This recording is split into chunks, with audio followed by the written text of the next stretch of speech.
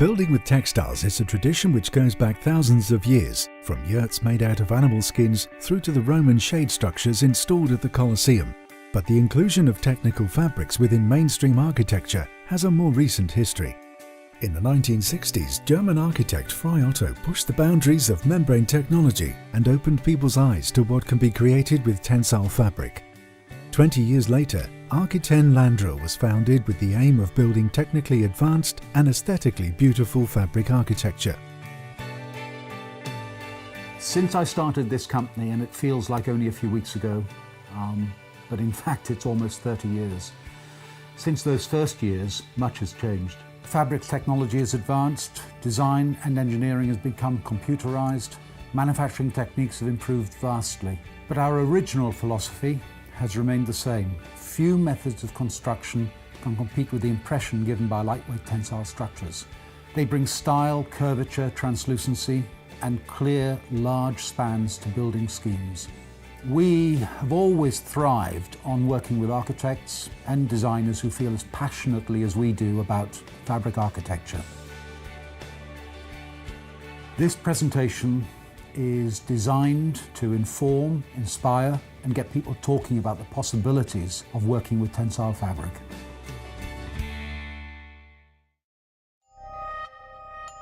The materials of tensile architecture. The materials used to create tensile architecture are constantly in development. As sustainability and performance issues become more and more important, we demand more and more from the technical fabrics we use.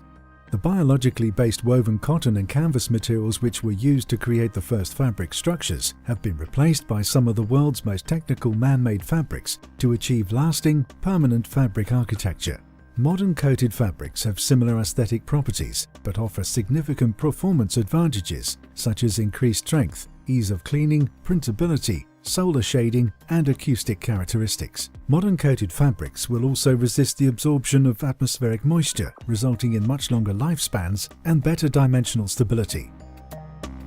In general, we use two generic types of fabrics: structural coated fabrics and mesh fabrics.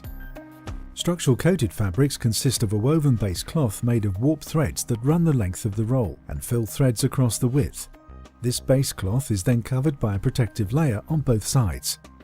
Coated fabrics can be characterized by the fact that the woven or knitted base cloth provides the structural strength of the fabric, and the coating provides weatherproofing, color, and the required technical characteristics such as UV resistance, flame retardancy, and the welding ability. In contrast, mesh fabrics are made up of coated cloth with spacing between the thread bundles. With some meshes, the threads are coated before weaving. Due to the openness factor of meshes, they are primarily used as shading or light diffusing fabrics, but some laminated meshes are available which provide a weatherproof finish with a high level of light transmission. For external use, the coated fabrics most commonly used are PVC-coated polyester, PTFE-coated glass cloth, and silicone-coated glass cloth. They all offer differing properties for strength, durability, translucency, and of course cost. By comparing these with the client's requirements, we can help decide the optimum material for any project. PVC-coated polyester scores well when measured in terms of its strength. It is easy to dismantle and print on, is relatively cost-effective, and requires moderate maintenance. However, it doesn't last as long and has a lower light transmission than other available fabrics. In contrast, PTFE-coated glass cloth offers durability, strength, and Class O flame retardancy. However, it is not suitable for demountable structures and is one of the more expensive fabrics we offer. PTFE-coated glass cloth is often used in harsh climates, such as desert environments, due to its ability to withstand high levels of UV and sand abrasion. For projects where light transmission is important, silicone-coated glass cloth is a viable option. Offering many of the same properties as PTFE-coated glass cloth, silicone has the added advantage of requiring little maintenance and offering high translucency.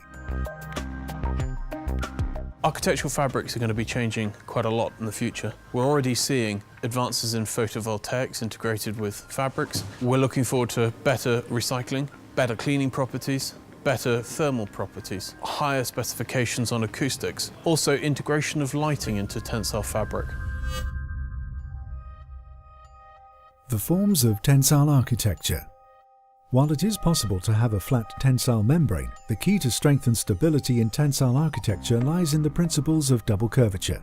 Anticlastic curvature is where the curvature is in different directions or at 90 degrees to each other. When you lock the fabric into an anticlastic curve, as would be seen on traditional shaped tensile structures, you then have a very efficient use of a very thin membrane material that can only carry load in tension.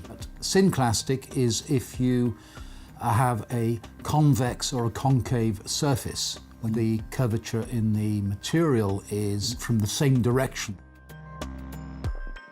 Tensile membranes can create the most complex dynamic and fluid of shapes. However, the basics lie in 4 geometric forms: the hyperbolic paraboloid or hypar, the conic, the barrel vault, and the inflatable. The hypar is the traditional sail-like form which is often seen as synonymous with tensile architecture. A true hypar is a quadrilateral tensioned at 4 points, too high and too low, to create opposing curves. The theory of the hypar is often applied to other polygonal shapes, and complex undulating forms can be realized with multiple high and low connection points. The conic or umbrella form also adopts double curvature to give it strength. In this case, the loads are spread horizontally around the full fabric form and vertically from the apex to the base.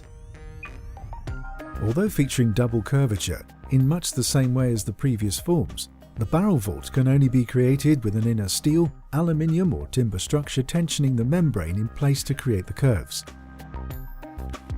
In the case of all 3 of these shapes, the opposing anticlastic curvature allows the fabric membrane to withstand downward loads caused by wind pressure or snowfall,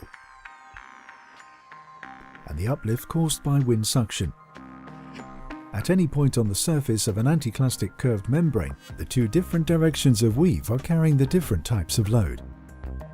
The final form is the inflatable cushion, which adopts a synclastic rather than anticlastic form to create a dimensionally stable shape.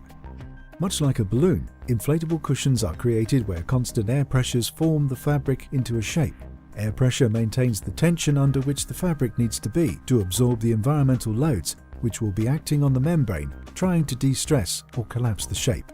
This cushion form is most commonly used with a clear foil material called ETFE foil, but can also be used with more traditional tensile fabrics such as PVC coated polyester or PTFE coated glass cloth.